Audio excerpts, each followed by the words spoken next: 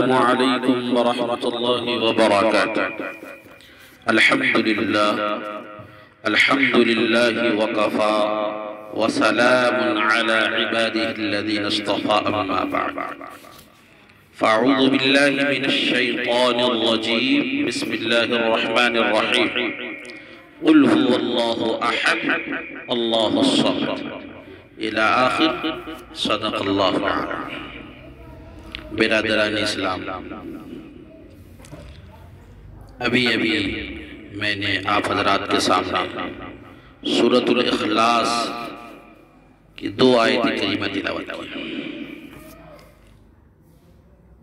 اس ضمن میں آج گفتگو کروں گا اللہ تبارک و تعالی کے حقوق کیا ہے.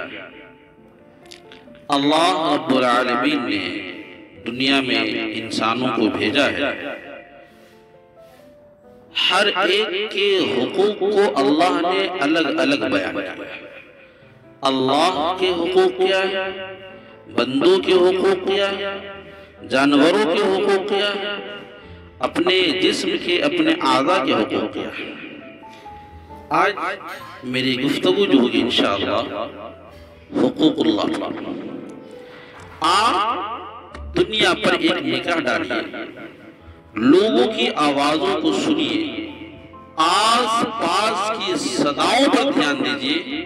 آپ کو ایک آواز سب سے زیادہ سنائی دے گی، وہ یہ ہے حقوق طلبی کی آواز. ہر شخص دوسروں سے اپنے حق کا طلبگار. ہر شخص کی زبان پر شکوہ ہے، اسے اس کا حق نہیں ملتا، اس کے حقوق دبائے جا رہے ہیں، اس کا استحصال کیا جا رہا ہے، اس کے ساتھ ظلم و زیادتی ہو رہی ہے. آقا کو شکایت ہے کہ اس کا ملازم اس کے حقوق کو ادا نہیں کرتا.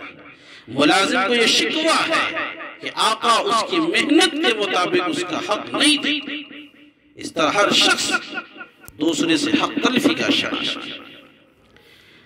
گھر ہو یا باہر، شہر یا دیہات، امیر یا غریب، عورت چاہے مرد، بچے بوڑھے، ہر جگہ ہر ماحول میں حقوق طلبی کی صدا گونجتی نظر آتی ہے. دوستو، ہمیں غور کرنا چاہیے کہ ہم اپنے حقوق حاصل کرنے کے لیے کس قدر دور دور تک جاتے ہیں، کتنی محنت دوڑ دھوپ کرتے ہیں. ہمیں جب ہمارا حق نہیں ملتا تو ہمیں کس قدر ملال ہوتا ہے. ہمیں شکایت کیسے ہم گویا شکایت کے کیسے دفاتر کھول دیتے ہیں. مگر احکم الحاکمین جس کی قبض و قدرت ہے، ہماری ذات، ہماری جان، مال، دنیا کا سارا کارخانہ، ہر خطہ، ہر ساعت ہم پر بے شمار احسانات ہیں.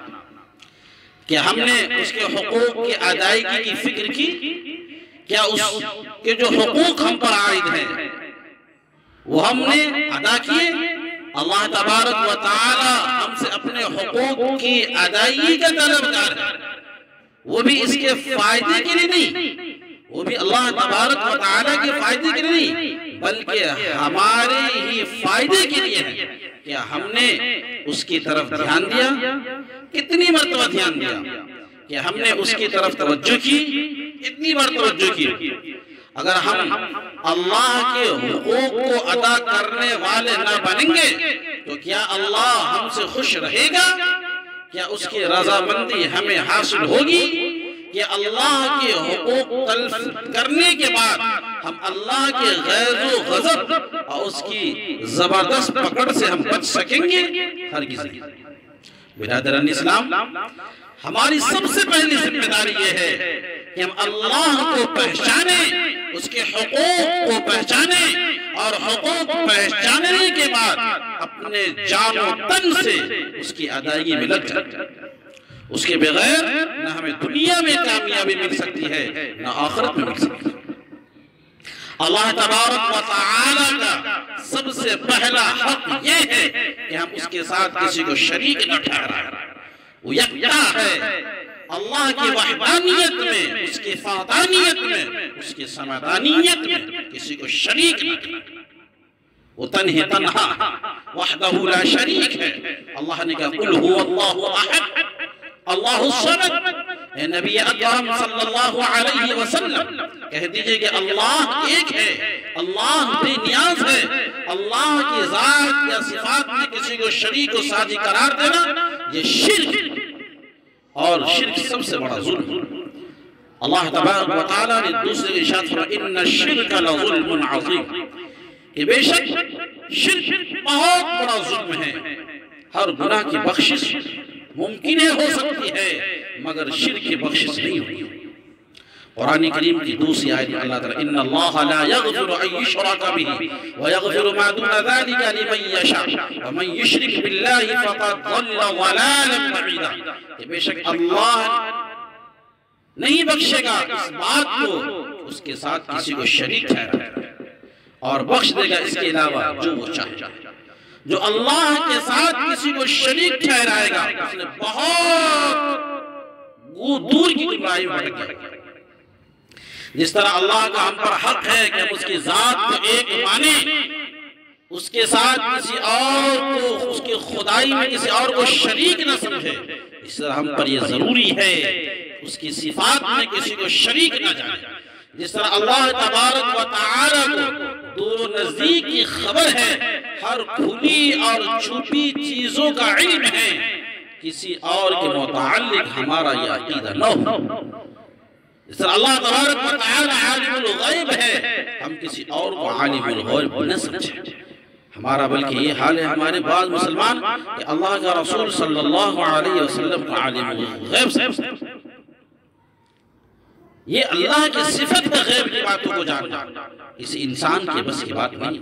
اللہ کا رسول صلی اللہ علیہ وسلم کو اللہ تبارک و تعالی نے جو علم دیا تھا اسی کی بنیاد پہ قیامت تک ہونے والے واقعات کی پیشنگوئی اپنے فرمائی ہے۔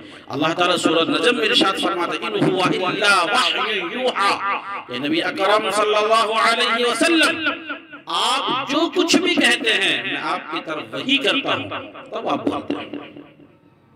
اس لیے نوجوانوں سب سے پہلی ذمہ داری یہ ہے کہ اس کے ذات اور صفات میں کسی کو شریک نہ سمجھنا۔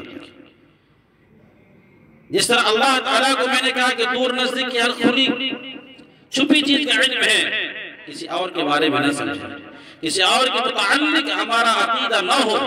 جس طرح اللہ تعالیٰ کے قبض قدرت میں ساری کائنات ہے، اس کا نظام ہے، وہ اس میں جسے چاہتا ہے بناتا ہے، جسے چاہتا ہے بگاڑتا ہے۔ کسی کے اندر قدرت اور طاقت اللہ کے علاوہ نہیں ہو سکتی۔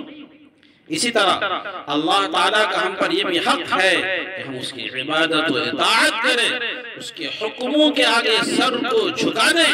اس نے اپنے نبی آخر الزمان صلی اللہ علیہ وسلم کے ذریعے جو دین اسلام ہم تک بھیجا ہے ہم اس کے مطابق زندگی گزاریں، اللہ کی عبادت اس طرح کریں گویا ہم اسے دیکھ رہے ہیں۔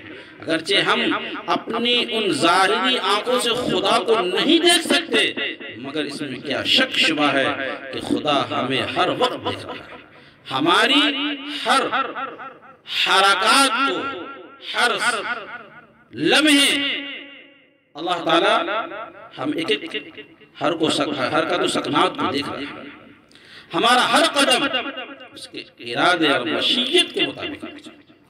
حضور اکرم صلی اللہ علیہ وسلم نے ارشاد فرمایا کہ اللہ تبارک و تعالیٰ کی تم عبادت ایسے کرو گویا وہ تمہیں دیکھ رہا ہے۔ اللہ اگر وہ تمہیں کیفیت نہ ہو تم یہ سوچو کہ تم اللہ کو دیکھ رہے ہو۔ بخاری کی حدیث، اللہ کے علاوہ اگر انسان نماز پڑھتا ہے دل میں ذرہ برابر رائی کے دانے کے برابر یہ خیال ہے کہ لوگ مجھے نمازی کہیں گے، بڑے تہجد گزار کہیں گے، سنن اور نوافل کا پابند کہیں گے، تو اللہ تبارک و تعالی ارشاد فرماتے ہیں سورہ ماعون میں فویل للمصلین الذین هم عن صلاتهم ساہون، کہ ایسے نمازیوں کے لیے ہلاکت ہے، تباہی ہے، بربادی ہے جو اپنے نماز میں دکھلاوا ریاکاری کرتے ہیں۔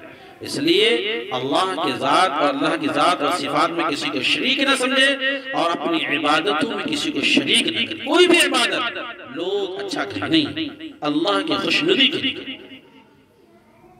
میں نے کہا اللہ کا ہم پر حق ہے کہ ہم اس کی عبادت پرستش کریں، اس کی عبادت میں کسی کو شریک نہ ٹھہرائیں۔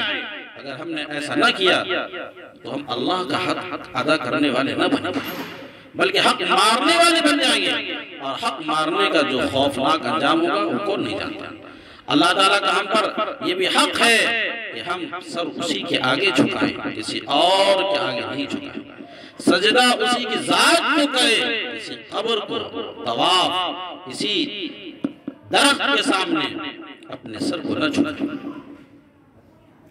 اللہ کی حقیقی وحدانیت اور حقوق اللہ کو پہچان جائیں، اللہ کی ذات اور صفات میں کسی کو شریک مت کیجیے۔ آج عالم یہ ہے کہ آپ کسی بھی درگاہ یا مزار شریف پر جا کے دیکھ لیجئے، وہاں مزار پر جو رونق نظر آئے گی، مزار پر جو سج دھج کے لوگ دکھائی دیں گے، اور جو چیزیں آپ کو وہاں نظر آئے گی وہ مسجد میں نہیں، مسجد ویران ہے، مزار آباد ہو چکے ہیں۔ آج کا عالم یہ ہے کہ آپ کسی بھی درگاہ پہ، مزار پر جا کر دیکھ لیجئے، وہاں مزار پر جو رونق نظر آئے گی، مزار پر جو سج دھج کے لوگ دکھائی دیں گے، اللہ کی پناہ۔ مزار، قبرستان آج آباد ہے، اور مسجد ویران ہے، مسجد ویران ہے، اور ہجوم کا ہجوم، زائرین کا ہجوم رہتا ہے، راستہ چلنا دشوار رہتا ہے، کاندھے سے کاندھے لوگ ٹکرا رہے ہوتے ہیں، لیکن وہی مسجد آپ کو ویران نظر آئے گی۔ نماز کا وقت ہے، مسجد سنسان نظر آئے گی۔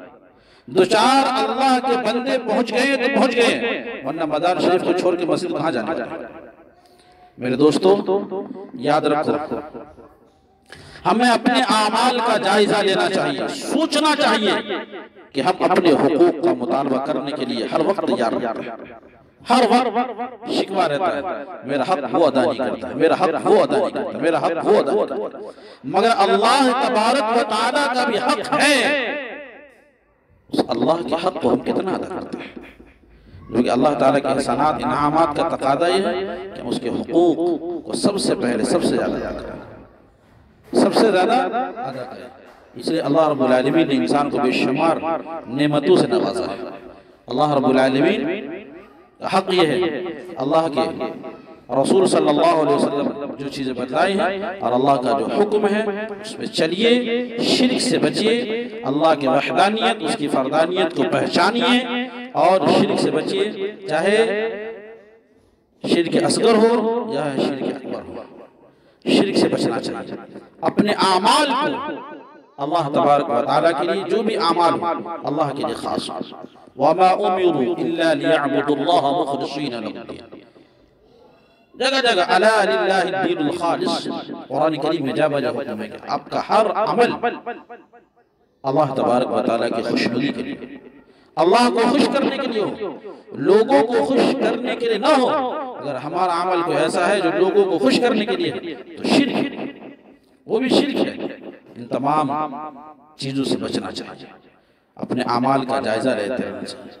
رب کریم سے دعا ہے، رب کریم ہم سب صراط مستقیم پہ چلنے کی توفیق عطا فرمائے اور شرک جیسی ملعون بیماری سے ہم سب کی حفاظت فرمائے۔ آمین وآخر دعوانا الحمدللہ رب العالمین۔